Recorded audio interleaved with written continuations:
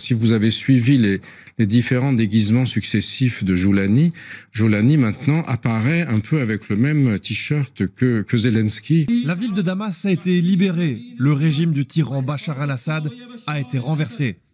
8 décembre 2024. Des statues à l'effigie du clan al-Assad chutent partout en Syrie. Cette entrée dans la capitale marque la fin d'une offensive éclair amorcée le 27 novembre. Qu'est-ce qui s'est passé en Syrie ?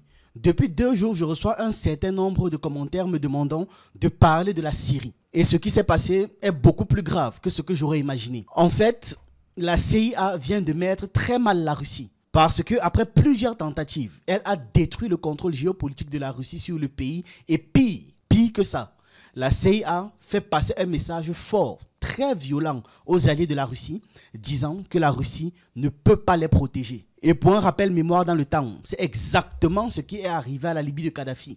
Exactement la même chose vient d'arriver à la Syrie. D'ailleurs, Nathalie Yam a fait un post par rapport à ça. Ceux qui célèbrent la chute de Bachar al-Assad sont les mêmes qui ont célébré la chute de Muammar Kadhafi et de Saddam Hussein. On a vu où cela a mené. C'est exactement la même chose ici. Ne vous dites pas qu'il y a un élément différent. Non, c'est la même chose. Celui qui a pris le pouvoir en Syrie là, hier était qualifié de terreau. Aujourd'hui, il est glorifié comme un saint libérateur. Depuis 2011, Bachar al-Assad était sous la protection de Poutine et il servait d'exemple à ceux qui voulaient quitter l'influence occidentale pour se mettre du côté des BRICS.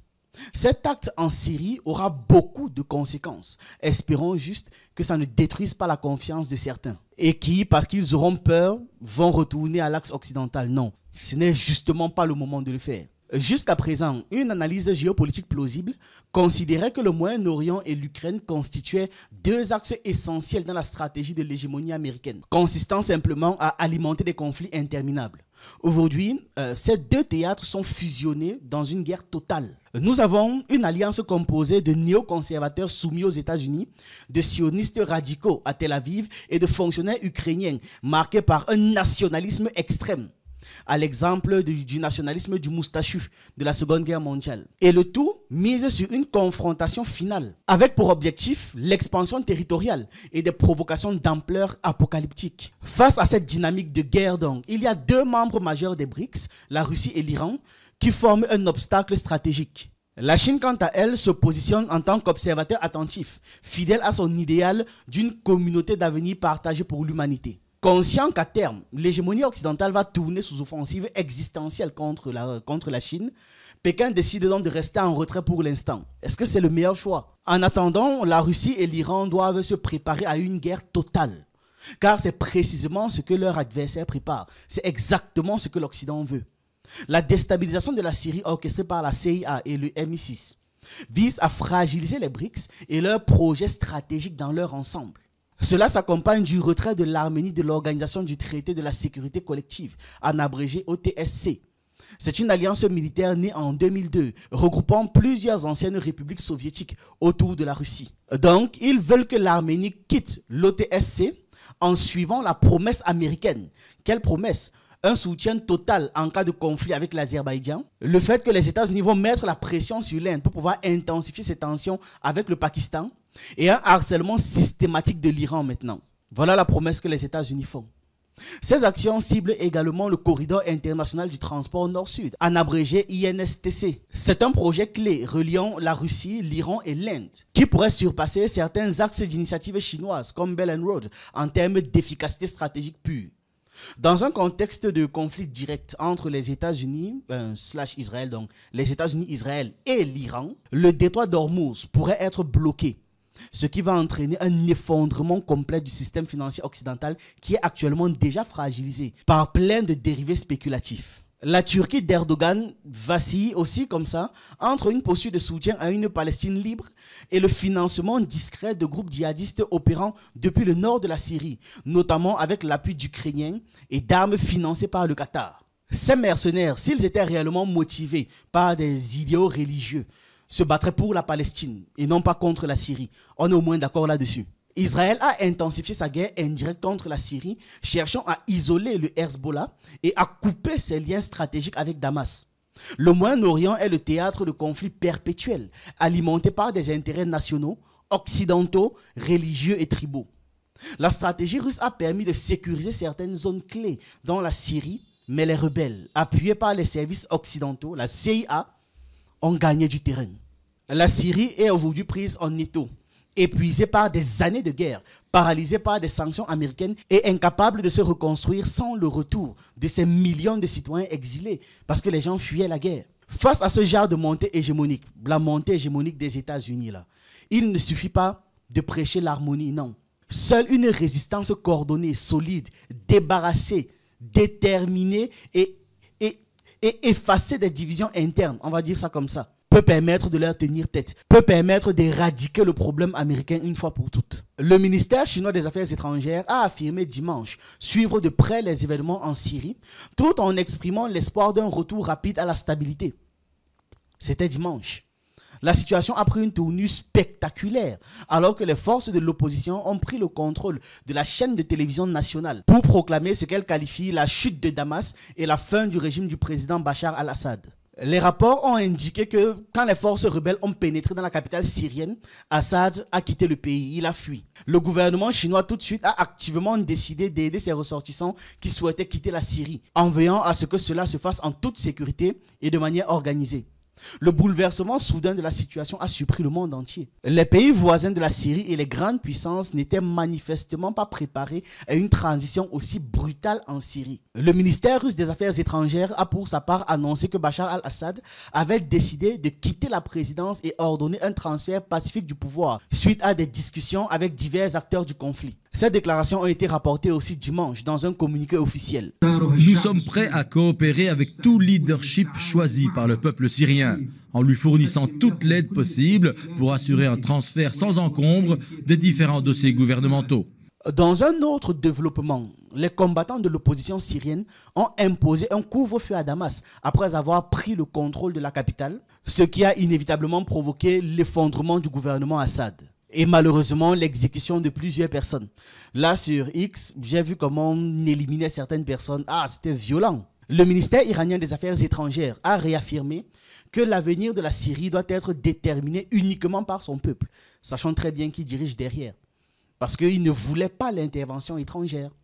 Téhéran a souligné les relations historiques et amicales entre l'Iran et la Syrie, précisant que ces liens devaient se poursuivre malgré les bouleversements actuels. L'agence de presse irakienne a rapporté que l'ambassade irakienne à Damas a été évacuée et que pour l'instant son personnel a été relocalisé au Liban à la suite de la fermeture de la frontière irako-syrienne. Par ailleurs, l'ambassade irakienne à Damas a été attaquée par les membres du groupe rebelle Hayat Tahrir al-Sham, en abrégé HTS. Voilà. Désormais, simplement pour me faciliter, je dirais HTS. Face à l'urgence de la situation, il y a plusieurs pays, dont la Russie, l'Iran, la Turquie, l'Égypte, la Jordanie, l'Arabie Saoudite et le Qatar, qui ont publié une déclaration conjointe depuis Doha appelant à une solution pacifique pour pouvoir mettre fin au conflit syrien. Cette déclaration fait suite à une réunion organisée samedi entre le ministre des Affaires étrangères de la Russie, de la Turquie et de l'Iran, qui ont insisté sur la nécessité de mettre un terme à la guerre au plus vite. En 2012, Jabhat al-Nusra a été créé par l'État islamique en Irak et au Levant, avant de s'en séparer un an plus tard pour prêter allégeance à Al-Qaïda. En 2017, ce groupe a rompu ses liens avec Al-Qaïda et s'est allié à d'autres factions et adopté le nom de Hayat Tahrir al-Sham, le fameux HTS là. Et aujourd'hui, HTS contrôle la région d'Idlib et compterait environ 30 000 soldats. 30 000.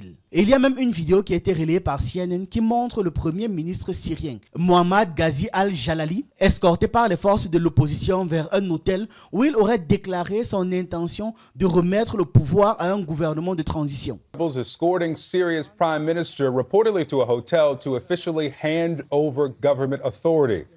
Shortly before that, the Prime Minister released this message. He said he was ready to work with new leadership. Nous sommes prêts à coopérer avec tout leadership choisi par le peuple syrien, en lui fournissant toute l'aide possible pour assurer un transfert sans encombre des différents dossiers gouvernementaux. On va faire comme s'il le fait volontairement, d'accord? Dans une interview avec une chaîne saoudienne, Jalali a indiqué avoir parlé pour la dernière fois avec Assad samedi. Al-Joulani, cette fois-ci, le chef de HTS, a interdit à ses forces de s'approcher des institutions publiques et d'utiliser leurs armes de manière imprudente.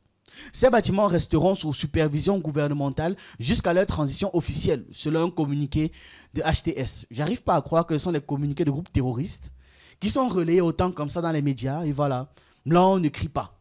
C'est dimanche que les terreaux ont pris le contrôle des chaînes de télévision d'État. Et comme ils ont un porte-parole, parce que ça va jusque-là, il a annoncé la déclaration numéro 1 proclamant la chute de Damas et la fin du régime d'Assad. C'est-à-dire ceux qui étaient les terreaux aujourd'hui sont les gars de l'opposition.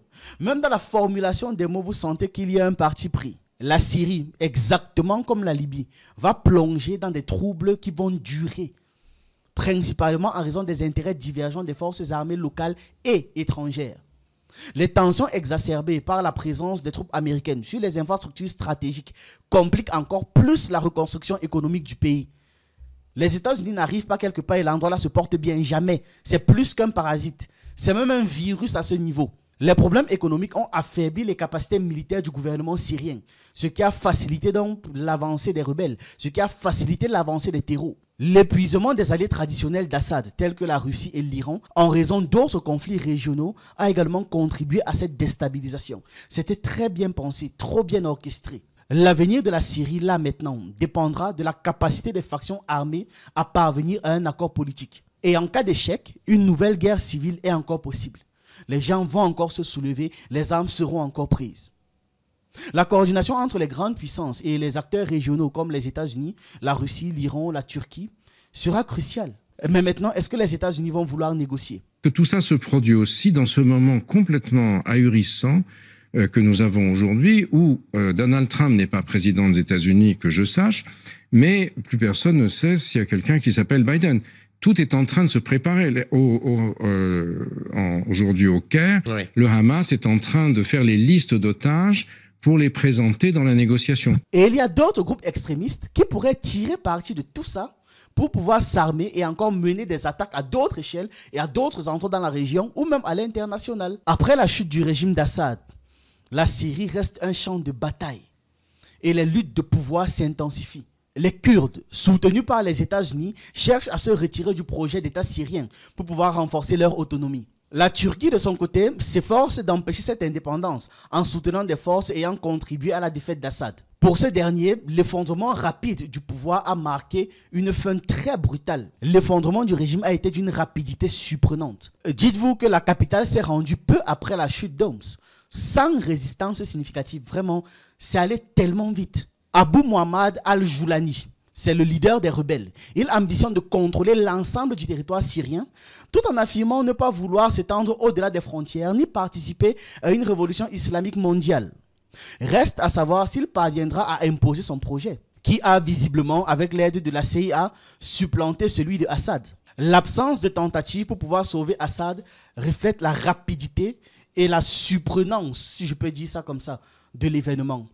Depuis le début de la guerre civile en 2011, la Russie et l'Iran ont sauvé Assad, tout en faisant en sorte de faire des interventions alignées sur leurs intérêts. Assad avait initialement survécu en assumant la viabilité d'un État basé sur certains principes, basé sur des principes déjà de multipolarité et j'en passe. Et en face, qu'est-ce qu'on avait? Des gens qu'on armait et à qui on demandait de déclarer des régimes islamistes. Les Alaouites, longtemps armés, ont pris le pouvoir grâce à l'armée qui leur a offert une ascension sociale d'une certaine manière. Ce coup d'état militaire a permis à Assad de s'imposer, mais le contrôle a toujours été contesté par les sunnites. Après un premier soulèvement islamiste dans les années 1970, la même dynamique s'est répétée en 2011, lors du printemps arabe. Bien que des acteurs internationaux comme les États-Unis et la Russie soient intervenus, l'élite alaouite a surtout compté sur des milices locales et des compagnies militaires privées pour pouvoir défendre leur régime. Cependant, et là on arrive à aujourd'hui, en 2024, tout a changé. Les élites syriennes, croyant leur victoire assurée, ont négligé les réformes de modernisation militaire soigneusement organisées par la CIA. C'est là que ça a commencé. L'économie paralysée par les sanctions américaines et les destructions liées à la guerre ont précipité l'effondrement du régime. Même les unités les plus prestigieuses comme la Tiger Force du dénommé Chouel al-Hassan se sont effondrées face à une offensive venue d'Iblib. Vous imaginez? Et à Iblib, Joulani, le chef des terreaux là, a consolidé son pouvoir en éliminant toutes les factions rivales.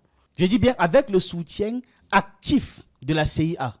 Très actif. Dans la nuit d'hier, de lundi, le 9 décembre 2024, l'ambassadeur russe auprès des organisations internationales à Vienne a confirmé que Bachar al-Assad avait quitté la Syrie pour se réfugier à Moscou avec sa famille. Alors écoutez, c'est très court, hein. Il y a une dépêche de l'agence TASS qui est tombée il y a quelques minutes qui disait que Bachar el-Assad était arrivé à Moscou avec sa famille, que la Russie lui avait octroyé l'asile et que Moscou avait obtenu des garanties sur la sécurité de ses bases militaires en Syrie, c'est-à-dire Tartous sur le bord de la mer Méditerranée, qui est le seul port en eau profonde pour la flotte russe en Méditerranée, et puis sur la base aérienne de Khemim. On n'en sait pas plus pour l'instant concernant l'arrivée de Bachar el-Assad à Moscou. Mais l'information est confirmée effectivement par l'agence TASS. Là, ce que nous disent les médias d'État russes, c'est qu'il serait arrivé à Moscou. Oui, finalement, c'est les Russes qui ont décidé de s'occuper de lui. C'est depuis Moscou donc que Assad a annoncé sa démission et a appelé son gouvernement à organiser un transfert pacifique du pouvoir. Cette information a été relayée par le ministère russe des Affaires étrangères. Par ailleurs, il y a des sources au Kremlin qui ont révélé que des discussions avaient été engagées entre des représentants russes et des membres de l'opposition syrienne armée. Le chef du HTS, Abou Joulani, a assuré à la Russie que la sécurité des bases militaires et des ambassades russes en Syrie serait garantie. Sur les chaînes de télévision syriennes, Al-Joulani a promis de protéger les droits des minorités, notamment des chrétiens et des alaouites, et d'inclure leurs représentants dans le futur gouvernement collégial. Alors, est-ce qu'il va le faire? Est-ce que ce ne sera que des gens de façade? On n'en sait rien. Mais pendant ce temps, l'armée syrienne semble complètement dissoute et de nombreux soldats ont abandonné leur uniforme de l'armée et se sont dispersés un peu de partout. Et la situation reste tendue aux frontières syriennes où l'armée israélienne aurait entamé, parce qu'on ne les laisse pas respirer, des opérations pour sécuriser des zones limitrophes. Jusqu'à il y a des chars qui ont pénétré.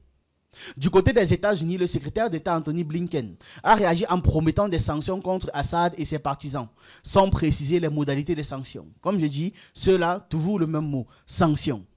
Il a également exprimé sa confiance dans le respect des droits de l'homme par les nouvelles autorités syriennes. Une déclaration, et laissez-moi vous le dire, qui amène de très gros doutes parmi certains observateurs russes. Et comment ne pas douter? Le sénateur russe Alexei Pouchkov a critiqué les conditions chaotiques qui prévalent en Syrie après le départ d'Assad, évoquant des pillages, des pogroms et l'instauration de la charia dans plusieurs zones. Il a aussi exprimé son pessimisme quant à la stabilité du pays, évoquant des risques d'une guerre civile beaucoup plus prolongée. Exactement ce que je disais tout à l'heure. C'est beaucoup plus probable que ce conflit dure pendant très longtemps encore. Alors que les Kurdes dominent les champs pétroliers et disposent de ressources financières, les Alaouites et les chrétiens, bien qu'économiquement plus vulnérables, contrôlent tout de même l'industrie énergétique du pays, ce qui est une grosse force de négociation. L'idéologie du HTS qui aspire à recréer un État levant englobant la Syrie, Israël, le Liban et la Jordanie pourrait engendrer de nouvelles tensions, de nouvelles guerres et de nouveaux conflits. En revanche, les divisions internes exacerbées par différents moyens et idéologiques pourraient également paralyser le projet. Donc, comme on dit, ils ont créé une situation où tout part en couille, tout est embrouillé, tout est mélangé et il n'y a plus de direction claire. Parce que tout peut aller dans n'importe quelle direction à tout moment. Le niveau de désordre que les États-Unis ont mis là-bas, vous n'imaginez même pas. Pour finir ce sujet avec les plus bêtes gueulards, nous avons le président français Emmanuel Macron qui a salué la chute de Bachar el-Assad. Et il l'a salué malgré la prise au pouvoir à Damas par des groupes djihadistes salafistes. Et en parallèle, le conflit en Ukraine a facilité la circulation des armes en Europe. Ça veut dire quoi? Qu'il y a beaucoup d'armes qui peuvent tomber dans les mains des terroristes. Déjà que la circulation d'armes en Ukraine a fait en sorte qu'il y ait beaucoup d'armes qui tombent dans les mains des terroristes en Afrique, au Sahel. Vous imaginez au Moyen-Orient, nous avons là Emmanuel Macron qui fait la danse du ventre disant « L'état de barbarie est tombé, enfin. Je rends hommage au peuple syrien. » C'est maintenant qu'il prétend qu'il pense au peuple syrien. Bref, je lis. « Je rends hommage au peuple syrien, à son courage, sa patience.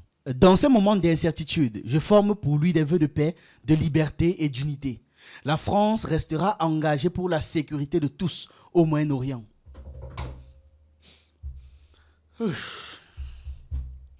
Faut que je me concentre parfois pour ne pas hurler devant cette manière de parler. Parce que... Bref. Le truc, c'est que pendant qu'il fait ces mots d'hypocrisie là, comme s'il ne sait pas ce qui se passe, il doit se souvenir que le nouveau dirigeant des rebelles syriens, le Al-Jolani là, est un ancien membre d'Al-Qaïda qui est une organisation islamiste prônant le djihadisme salafiste, le pan-islamisme dans tout le monde doit être lié à l'islam, et l'anti-occidentalisme. Sur 20 minutes, on peut lire la guerre civile en Syrie. Qui est Abdou Mohamed Al-Jolani, le chef du HTS qui a fait chuter Bachar al-Assad? Passé par Al-Qaïda et contre l'idée de perpétrer des attentats en Occident. Les gars écrivent passé par Al-Qaïda et contre l'idée de perpétrer des attentats en Occident. Voilà. Mais ça va. Ça le dédouane. Il est passé par Al-Qaïda, oui, c'est vrai. Mais il a dit qu'il était contre l'idée de faire des attentats en Occident, donc. Ça va, c'est un ami de l'Occident. Abdou Mohamed Al-Jolani reste un personnage à part et dans les mouvements islamistes. Le leader du groupe Hayat Tahrir al-Sham. Voilà.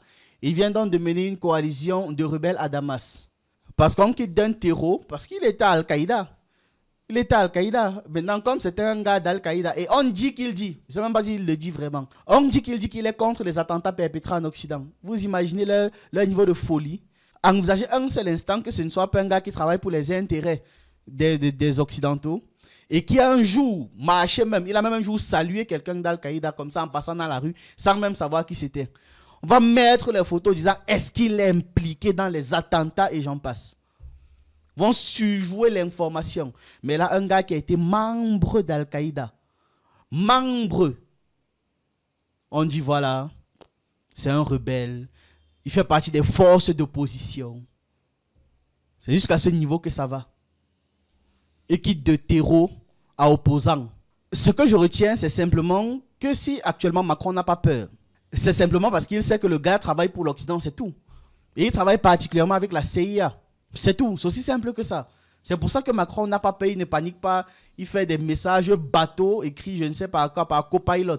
L'ouverture d'un nouveau front par Washington, Ankara, Tel Aviv et Kiev contre l'axe Russie-Syrie-Iran se fait au détriment de l'Europe. Et c'est ce que le gars ne comprend pas. C'est ce que les gars là ne comprennent pas. C'est pour ça que je trouve toujours que dans toutes ces histoires, l'Europe c'est le dindon de la farce. Depuis 2011, tous les acteurs que je viens de citer là s'appuient sur des groupes islamistes pour pouvoir provoquer des changements de régime en Syrie. L'Europe n'est pas un continent. L'Europe n'est pas séparée de l'Asie. Ils ont tellement eu l'habitude de se faire appeler continent qu'ils pensent qu'ils sont vraiment un continent. L'Europe n'est pas un continent. C'est pas un continent. Pour les États-Unis, cette offensive djihadiste, c'est plusieurs objectifs stratégiques.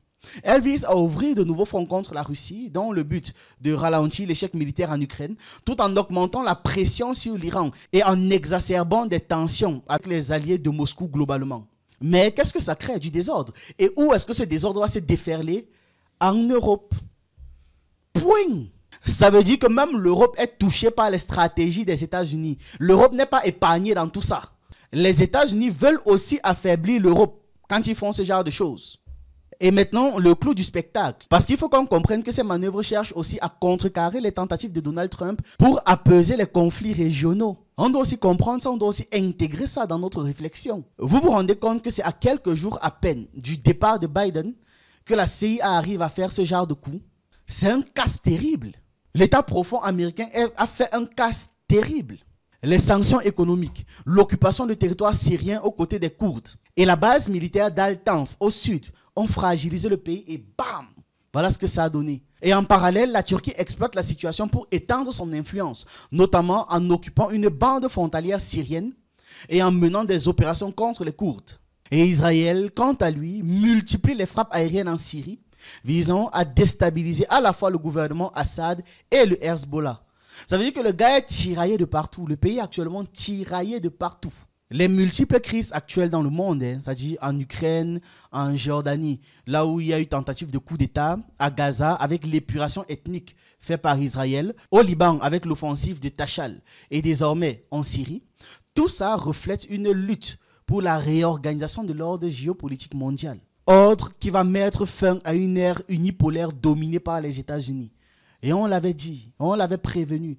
Sur la fin, l'animal mourant est le plus violent. Les États-Unis, dans leur stratégie d'encerclement de la Russie, cherchent à provoquer une dispersion des ressources de Moscou. En gros, ils veulent contraindre la Russie à affronter des menaces sur plusieurs fronts. Et comme les ressources seront divisées, départagées, disloquées, ça va faire en sorte qu'ils ne seront pas renforcés dans un endroit précis et pourront trouver donc un passage d'entrée. Le soutien historique de la CIA aux djihadistes afghans ou encore aux néo-nazis bandéristes pendant la guerre froide déjà, ainsi que sa stratégie de tension soupçonnée, on dit soupçonnée, qui a orchestré des attentats en Europe pour alimenter la peur du communisme se confirme encore jusqu'à présent. Et quand vous lisez cet article, vous le comprenez. L'article intitulé « Ukraine, : le mandataire de la CIA âgé de 75 ans ». On te fait comprendre que l'Ukraine œuvre depuis des années déjà dans cette optique. En regardant en arrière, les États-Unis sous Truman ont commencé à transformer leurs ennemis, qui étaient l'Allemagne et le Japon, en amis, et l'importante alliance avec l'URSS en temps de guerre en ennemis. Donc les États-Unis ont transformé ses anciens ennemis en amis et ses anciens amis en ennemis. La CIA, créée en 1947, a été le principal instrument clandestin de cette politique, travaillant en étroite collaboration avec l'organisation néo-nazie des nationalistes ukrainiens pour mener des actions de sabotage, de division et de déstabilisation de l'État soviétique. Je répète, ça ne date pas maintenant. L'histoire nous le prouve. Étudions l'histoire. À partir de l'histoire, on comprend énormément de choses qui se passent aujourd'hui. Et maintenant, plus récemment, qu'est-ce que nous avons? Washington et Londres qui ont soutenu des mouvements islamistes lors du changement du régime en ex-Yougoslavie, en Iran, en Libye et en Syrie. Depuis 2014, des extrémistes ukrainiens se revendiquant de Stepan Bandera ainsi que des mercenaires néo, vous savez quoi, ont été utilisés pour atteindre des objectifs géopolitiques en Ukraine. Des alliances entre Washington, Tel Aviv, Ankara et Kiev illustrent leur soutien actif au groupe terreau pour des raisons géopolitiques. Ils l'ont toujours fait. Ça ne date pas de maintenant. C'est du terrorisme d'État pur. Et un régime islamiste à Damas pourrait provoquer une nouvelle crise migratoire et accroître les risques d'attentats en Europe. D'ailleurs, ça fait à peine quelques heures, mais la Belgique, le Danemark, l'Allemagne et l'Autriche ont déjà suspendu les demandes de traitement d'asile de Syriens, n'est-ce pas? Mais rien ne va empêcher les gens qui veulent vivre de fuir et de déferler dans vos pays. Quand on crée le désordre, on l'assume. L'Occident a trop l'habitude de fuir le désordre qu'il crée lui-même, mais de profiter des bénéfices de ce désordre-là et accuser les autres. C'est-à-dire, ils vous accusent de ce qu'eux ils font. Ils vous accusent de ce qu'eux ils sont. Je répète, l'Europe n'est pas un continent. En marchant, les gens arrivent là-bas, à pied. Et les risques augmentent avec l'afflux d'armes et de combattants. Les armes qui viennent d'Ukraine et des combattants qui viennent de partout. Le renseignement européen se prépare déjà à d'éventuelles menaces, notamment la contrebande d'armes et la présence d'ex-militaires entraînés qui peuvent former des gens. Voici même déjà la France qui dit avoir récemment déjoué un projet d'attentat islamiste, non? Rappelons la persistance de la menace et le fait que ça puisse potentiellement augmenter après ces événements. Vous pouvez lire là, Poitiers comme cible potentielle, ce que l'on sait du projet d'attentat islamiste déjoué. Et la ville de Poitiers choisie comme cible potentielle a une charge symbolique, à ce qu'il paraît. Apparemment, ce serait le lieu où Charles Martel aurait repoussé des troupes arabes au 8e siècle. Un événement qui résonne avec l'idéologie salafiste désormais dominante à Damas. Et il y a aussi cet autre article qui dit qu'en 5 ans, 43 attentats ont été déjoués en France. C'est Gérald Darmanin qui le dit. Alors vous pouvez lire, Gérald Darmanin annonce que 43 attentats ont été déjoués en 5 ans en France. Alors, je ne sais pas si c'est vrai. Il peut volontairement gonfler ces chiffres pour faire croire qu'il travaille ou encore pour alimenter une certaine tension, on le sait. Tout ça est souvent instrumentalisé. Mais ce que ça montre, c'est que les tentatives se multiplient en fait. C'est ça qu'on doit comprendre. Les tentatives se multiplient. Et à un moment donné, ça va marcher. À force de tester, à un moment donné, ça va marcher. Créer le désordre chez les autres entraîne les conséquences chez soi. Déjà, vous voyez même qu'entre l'article d'avant et celui-ci, on a déjà une alerte info là en rouge. Alerte info, la France envisage de suspendre des dossiers d'asile en cours provenant de la Syrie. Voici ça qui est écrit. La France envisage de suspendre des dossiers d'asile en cours provenant de la Syrie. Parce que le désordre finit toujours par arriver chez soi. Et personne ne va empêcher les Syriens d'entrer massivement en Europe. Personne. Voilà donc, je me suis renseigné sur ce qui se passe en Syrie et je vous ai exposé la situation, je vous ai donné mon avis. J'attends également votre avis et vos analyses en commentaire et on se retrouve dans une prochaine vidéo.